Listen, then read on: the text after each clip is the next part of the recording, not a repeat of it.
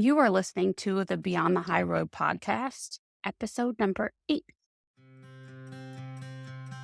Welcome to Beyond the High Road, a podcast dedicated to healing your heart and life following the grief of alienation. I'm your host, Shelby Melford, a twice certified life coach specializing in post-traumatic growth. I'm also a target parent who felt like my identity in this world left me on the very same day that my sweet child did. After hitting my emotional bottom, I devoted the next 6 years to research and personal growth. Using proven concepts based heavily in neuroscience and psychology, I developed my own playbook for reintegrating with life and reframing my role as my daughter's mother in the midst of living apart from her. I went from feeling agonized, helpless, and directionless to feeling energized, confident, and most importantly, at peace. Today, I get to help other parents like you to do the same. If you're experiencing the effects of alienation and you're ready to heal, then this show is my love letter to you. Stay tuned. Okay, so before I start, the usual announcements quickly. First, if you haven't clicked the follow button, please do so. And also, I would love if you would rate and review the show, even if it's just a one-word review. It's fine. The more reviews and ratings that we get, the easier it is for parents like you and I to find us. And the second announcement is quickly, if you are interested in the free holiday support group that I'm offering once a week, shoot me an email or message me on Instagram or leave a voice message wherever you're listening to this. That would be fantastic. So I know that you are in and I can plan accordingly. Let me know if the Thursdays at 8 p.m. Eastern Standard does not work for you. And also, if you would please leave a day and time that does work better. And if there's enough people that go into that time, then I will do my best to accommodate. Okay. All done with that, and stay tuned. Hey, y'all. I wanted to do an episode to sort of piggyback onto the recent one about allowing and processing emotion. I know that there are a lot of you out there that are hurting right now. I've spoken to some of you this week, and I want you to know that I get it. I also want to offer you a little help with the overwhelm that you might be feeling with regard to your grief. So this episode is dedicated to you guys in particular. So on a few occasions this week, I've had this one memory that's resurfaced for me. It's a bittersweet one. I mean, it's bittersweet to have a memory already. That's a bittersweet experience. And then the memory itself is also a bittersweet one. It's about my daughter, obviously. She was like between the ages of 5 and 7, maybe even 7.5. It was something that she would say. It was like a behavior that she did when she was usually pretty tired, and she was just like needy in like the most precious way, just for sake of her own privacy. I'll leave the details out, but the basic gist is that she wanted me. She wanted me to hold her. She wanted me to rub her back. She wanted me. She wanted me in her presence. And painful. It's like really painful to think back on that memory, because I hear her voice so distinctly, so clearly. I hear her tone, her inflection, I can feel her. I can actually it brings me to tears to tell you about it now, but I can feel her little hand, on mine. And this has been years now, as a parent, you just don't forget those things, right? And so I have processed this. Just as a side note, I always say it's a terrible idea to go out there and talk about something that you haven't yet processed yourself. And I have processed it, but it still brings up emotion. The reason I wanted to share this with you is that the way that you approach these memories and these moments of grief makes all the difference in your recovery. As parents, I think it's normal and I think it's healthy. You want to look back on and know that you loved your child as much as you possibly could. And in the same breath, a sneaky thought will often come in.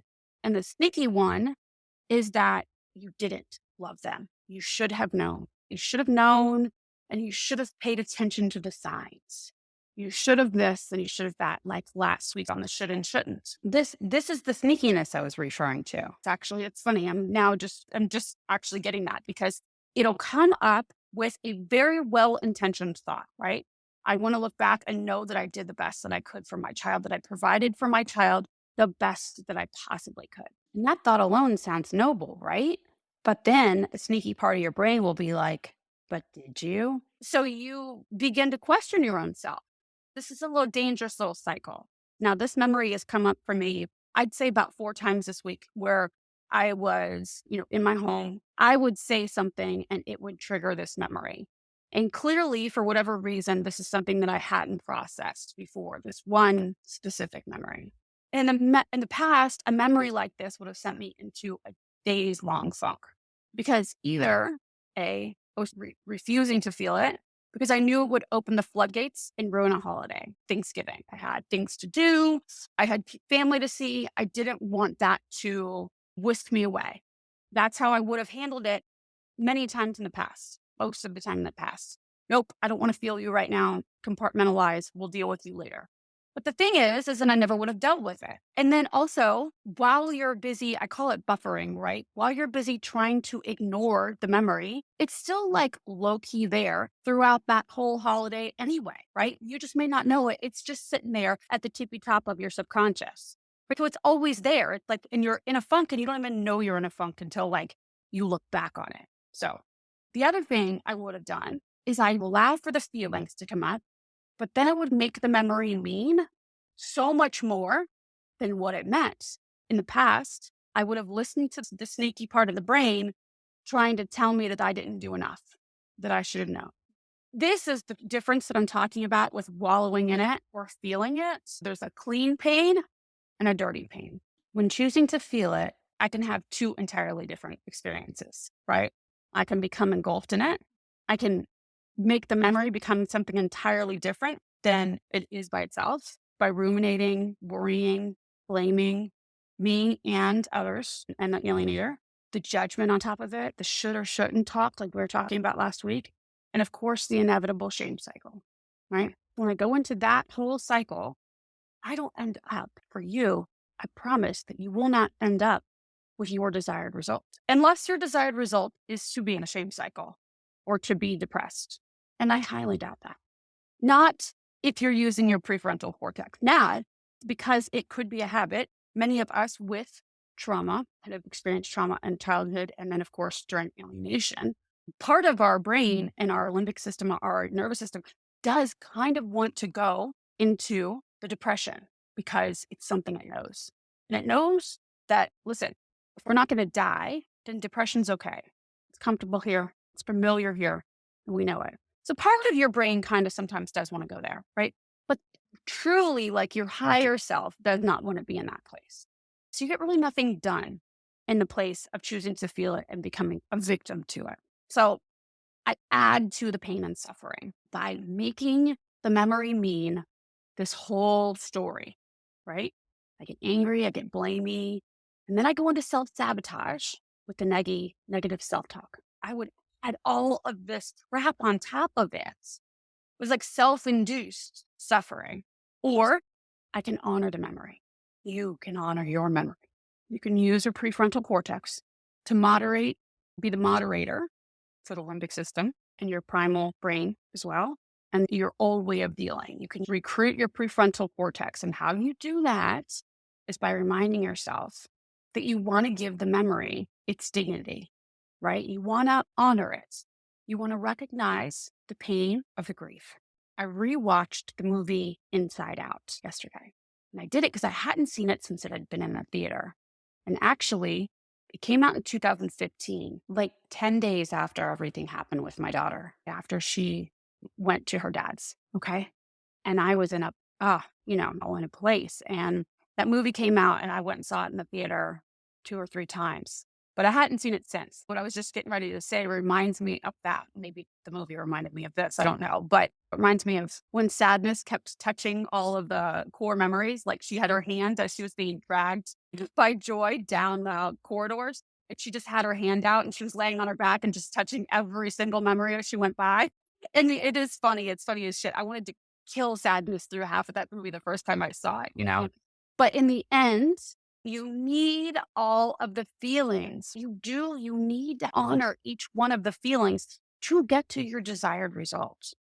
Like the sadness is necessary. And it's necessary to just have the sadness without bringing the anger and bringing all of the other stuff in that one moment, right? If you haven't seen the movie, it's called Inside Out. It's definitely worth the watch. In fact, I told one of my clients later last week that that was her assignment for the weekend. When you muddy up your memories with all of this extra stuff, it's happening to our children, you know, with the alienation, right? When the memories get muddied up, but we also do it to ourselves.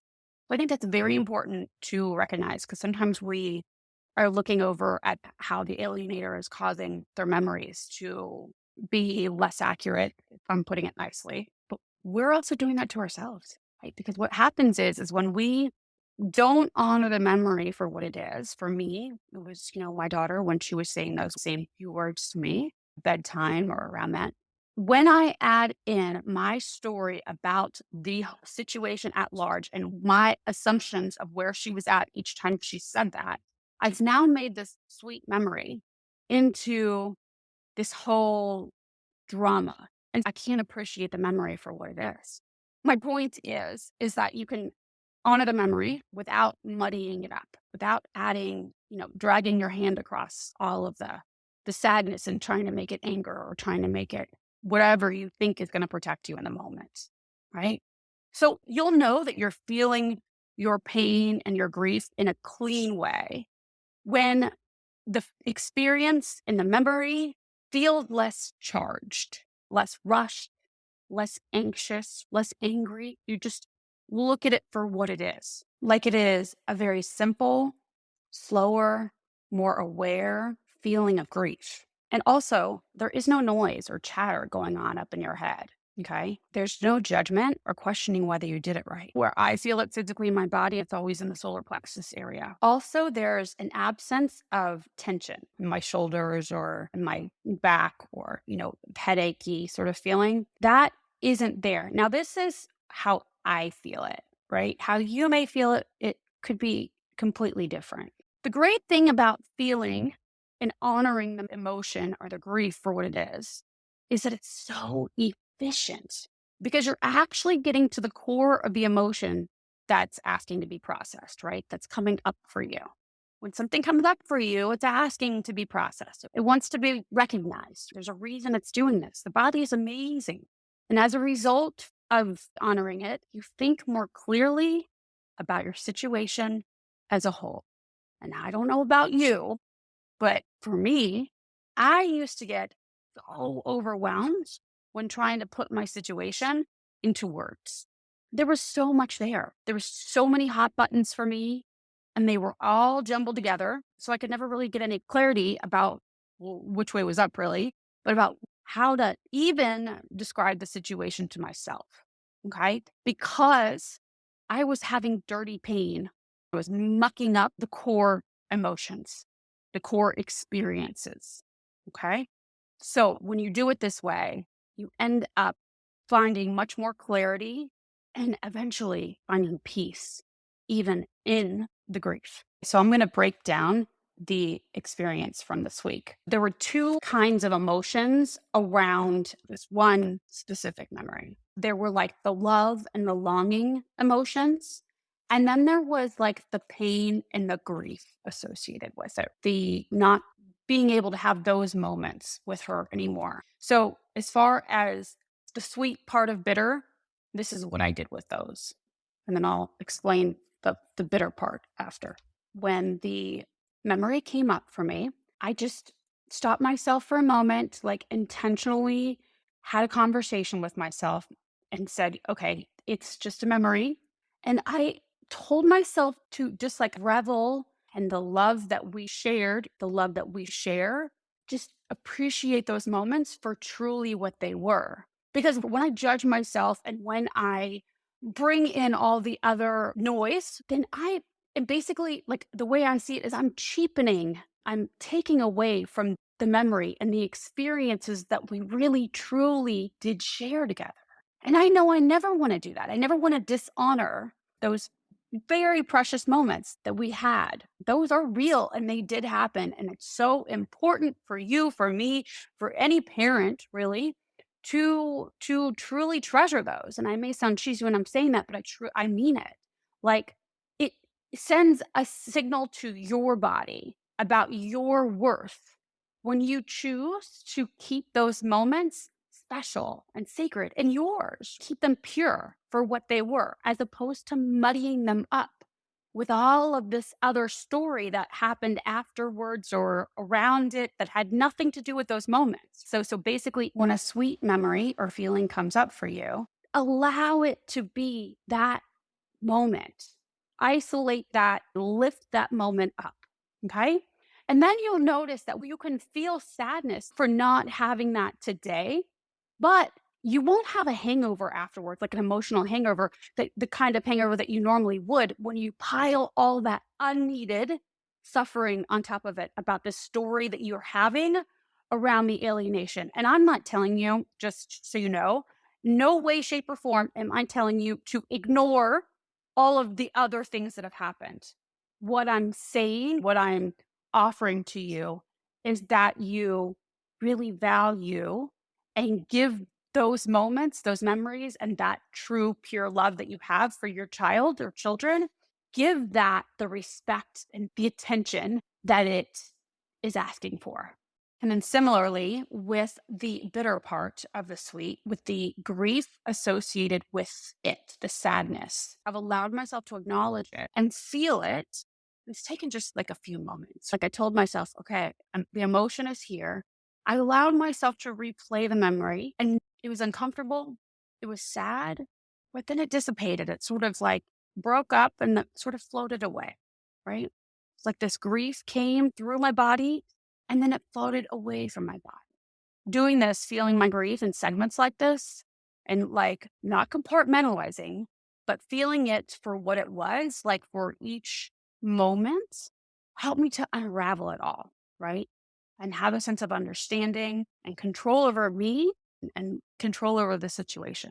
Because that's the thing. When you experience an emotion, like I was saying before, when you think an emotion's coming on, you have a memory. If you're anything like me, what happens, you're like, oh my gosh, no, not now. You feel like all of a sudden the emotion has control over you. The memory is terrorizing you, right? It's what you have to fear. And I promise you, no, that's not the case. Not if you use your prefrontal cortex and you take control over it by like actually feeling it instead of being afraid of it. Because when you're afraid of it, again, you're mucking up, you're adding an unnecessary element of suffering into all of this. And then you never really get to process the core emotion. Okay. So anyway, I hope that helps. I felt strongly about putting this one out today because I know how much many of you might need this right now, might need someone to tell you, hey, I get it. I understand you. I do. I truly do. And I want you to know that I'm loving you from here, from where I sit. I truly mean that. And so, yeah, I think I'll end with that. If you guys have any requests for episodes, what you'd like me to address in episodes coming up, you can hit the send a voice message right there, wherever you're listening to your podcast. There should be a link there for that. And then you can always visit me at Instagram and message me there at Beyond the High Road Coaching. And also, there are other links in the show notes for to email and what have you. Okay, guys, if you haven't already, if you would, I would love it. I would so appreciate it if you would click the follow button for the show. And also, I would love, love, love if you would rate and review. If the more people that rate and review too, even if it's a short 3-word review, great show. It doesn't matter. 1 word, great, not good. I don't care. Whatever, whatever. Well, I do care, but whatever it is, it would be amazing if you would do that, because the more reviews that we have, the more chances we have of finding the parents like us that need it, right? That need to feel a sense of understanding and community and camaraderie and all of these things. So yes, please, please do help us out. So I hope you guys had a pleasant and peaceful and warm holiday weekend. And I think that's it. Y'all take care. Thanks so much for listening today, guys. I am so elated that you've chosen to share your time with me. You can find me on Instagram at Beyond the High Road Coaching, and you can also visit my website.